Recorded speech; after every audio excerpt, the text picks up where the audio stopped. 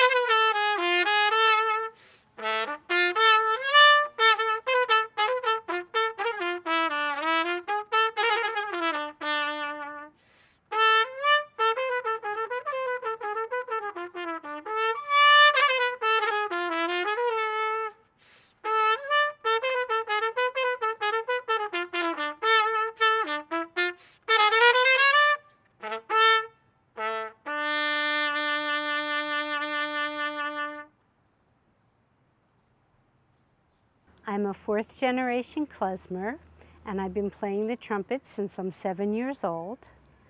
And I learned klezmer from my grandfather and my mother. And actually, my grandfather, I was 8 years old when my grandfather died. So I don't have like lots of memories from him, but I have enough that I remember him constantly playing the piano, constantly playing the xylophone, tunes that he wrote, some of the ELBA, which you heard, he wrote that, he would play that. And he would play with my mother, who was a drummer. They would just play in the living room.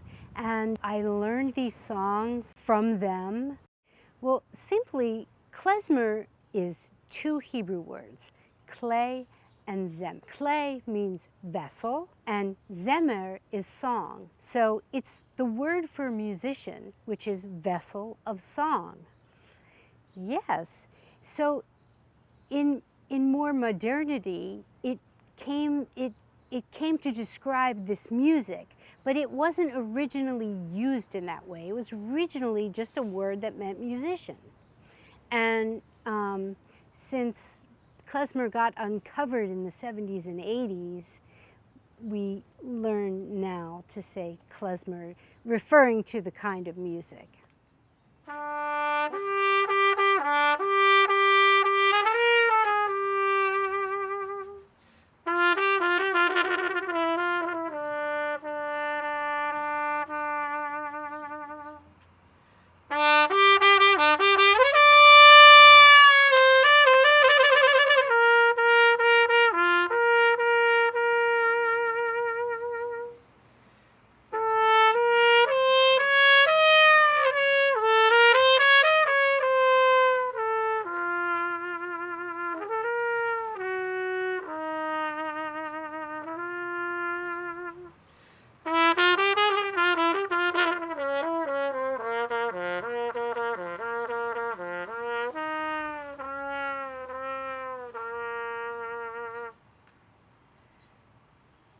Ya boy ba ba ba boy ya my ya ma my ya ma my ya ma my my ya my my ya ma my ya ba ba ya my my ya my my ya ba ba ya ya ba ba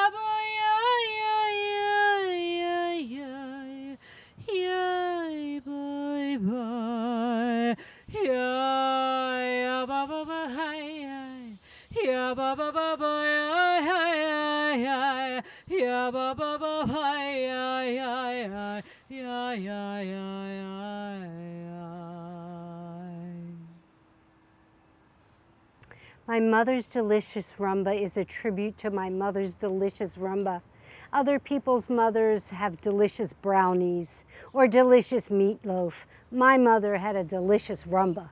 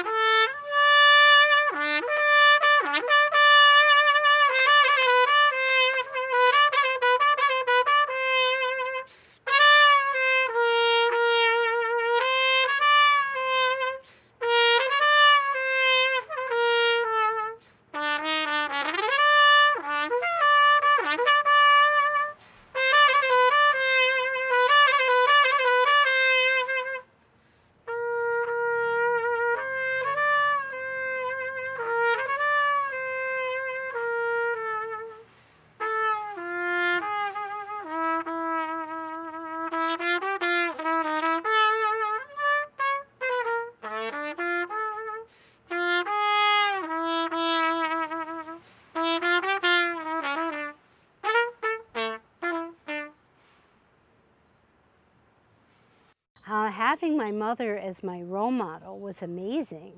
And it was so natural for me to be the only girl, to be the only feminine voice. I didn't think twice about it because my mother was the only girl. And when I went to college, I went to St. Louis Conservatory of Music, and I studied with a woman. Susan Slaughter was the first trumpet player in the St. Louis Symphony, and I studied with her. So I had some women mentors in my life, but my mother, from the time I was little, boy, she was going to raise a musician, and she got me the right teachers and the right books and the right everything, and schlepped me all over the place to competitions and band practices, and she was always looking for opportunities for me to play. And we shared a lot of musical activity together. That was kind of the basis of our relationship.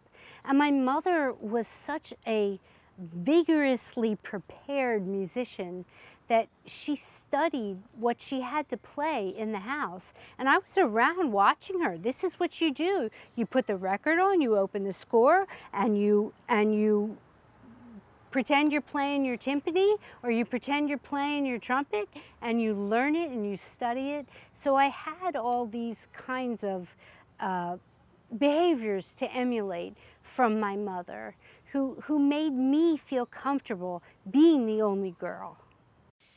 So a krecht is a cry, and it's to emulate the human voice.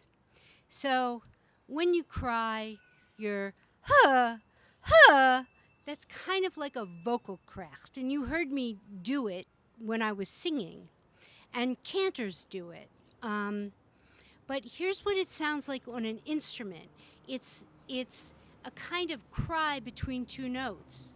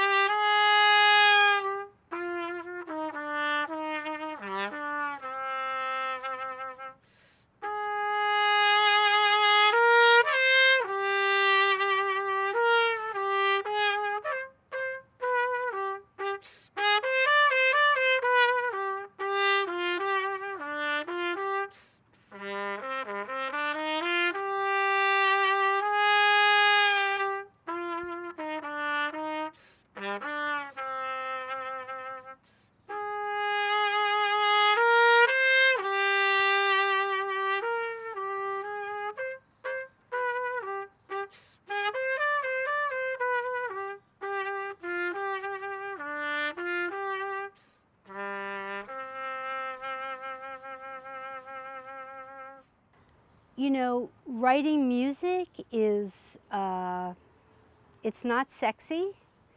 It's just getting down and doing it, and really, you know, thinking about, does this sound good to me? Do I like how this sounds? Is this beautiful? Is this pretty? Is this stirring? Is this moving? You know, and really kind of intellectually and soul-wise, you know, kind of interacting with the piece. But that's basically what I do. Solo from Bagapolier is a song that my great-grandfather wrote.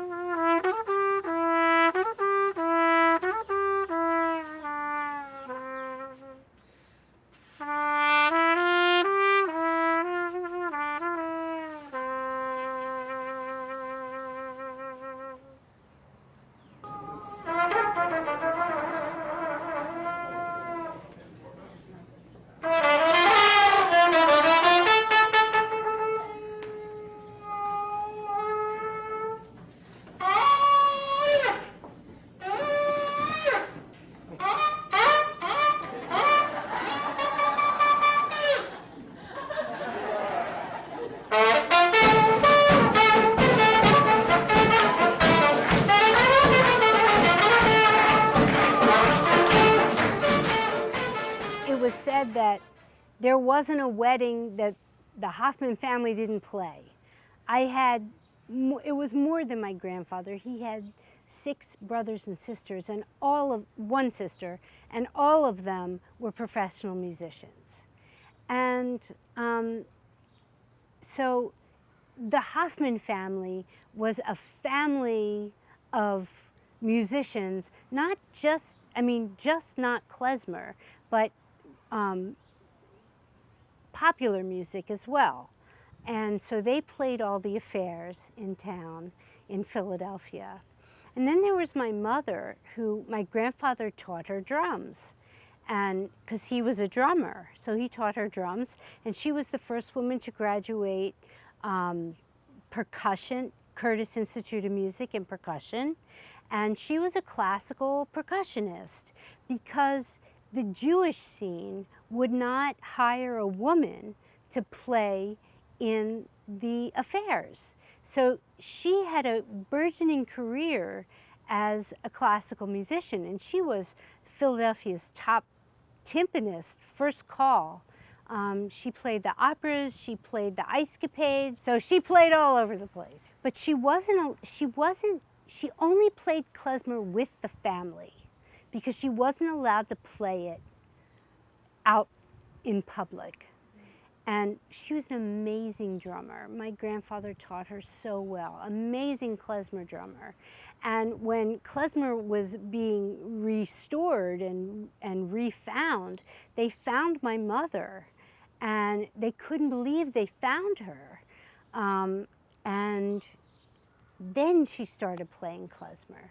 And it was only later in her life that she won renown as a klezmer player. And she won a National Endowment of the Arts Fellowship Award. She won Leeway grants. She won Pew Fellowships.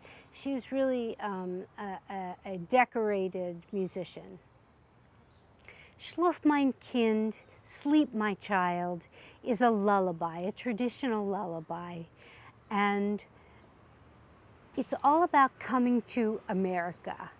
America was the land of opportunity, the golden land.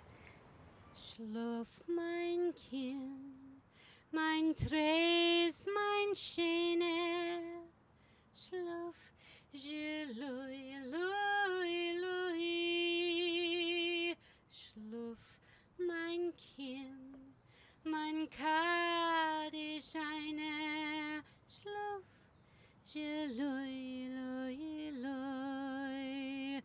Bei dem Wiegel sitzt ein Mama, singt ein Lied und weint. Wirst einmal verstehen, Miss Tama, was sie hat gemeint.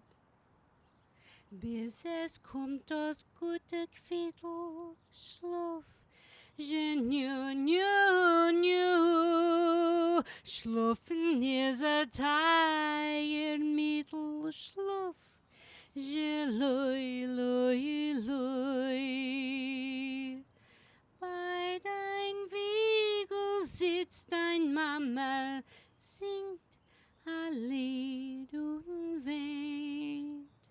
Wirst einmal verstehen, Miss Tama, was sie hat gemeint. This doina that I'm going to play is a meditation. And I just invite you, while you're sitting in front of your computer, to just close your eyes and take yourself to a really calming space and just listen and let the music wash over you. This is klezmer at its finest.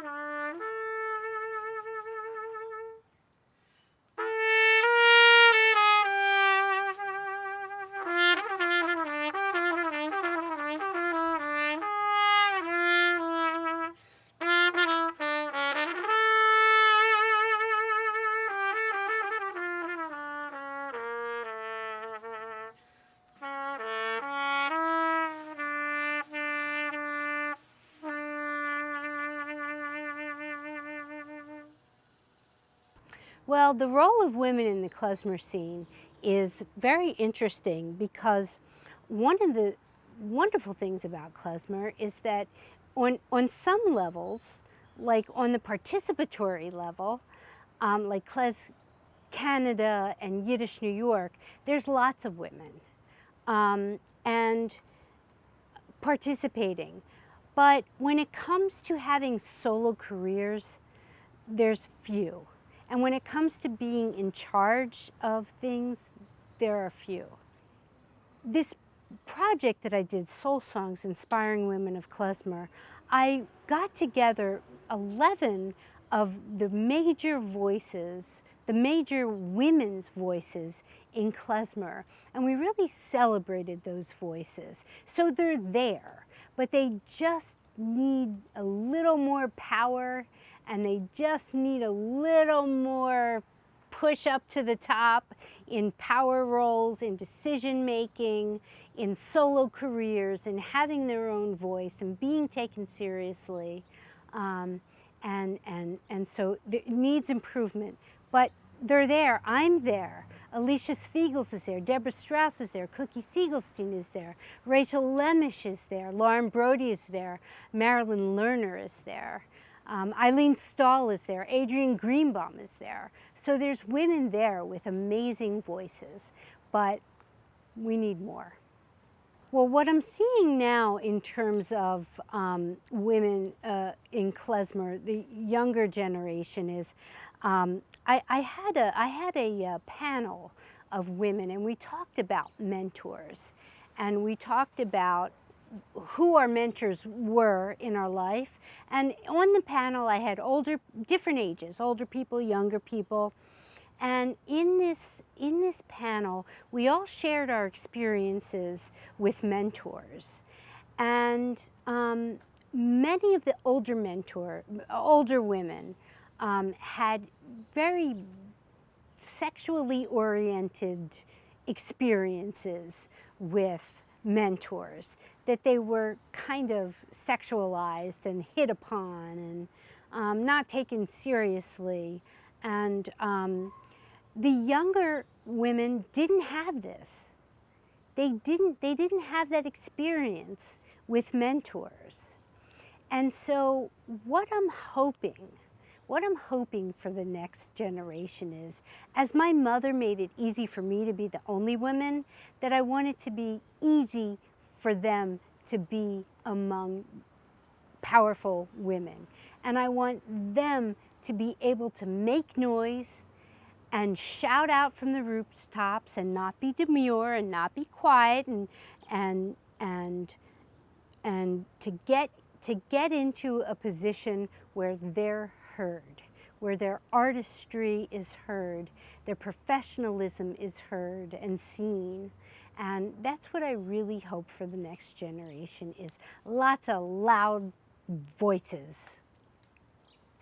This tune, Tybala's Tish, is a tune that I wrote for my stepdaughter, Tybala, whose English name is Nina, and she just got married, so I wrote her this special song, Tybala's Tish.